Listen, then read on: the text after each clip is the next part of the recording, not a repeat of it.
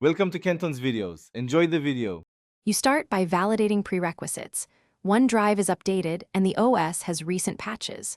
Once confirmed, pause syncing and copy any critical unsynced files to a local folder so nothing is lost. Now, clear cached credentials, sign out of OneDrive, restart the app, and sign in again.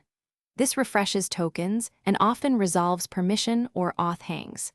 Make sure to keep a list of file names that were pending so you can verify them after the reset finishes. Once done with the sign-in refresh, run the OneDrive repair tool or the platform-specific reset command. This recreates local databases and forces reindexing.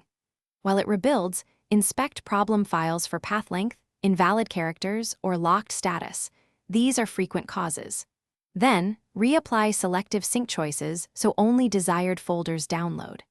Make sure to monitor the transfer queue and pause large uploads if your bandwidth is limited. This helps the backlog. You finish by verifying that files show green checks and that folder sizes match expectations. If specific files remain pending, re-upload them manually from your backup. For persistent failures, open Event Viewer or OneDrive diagnostic logs, capture error codes, and search for targeted fixes.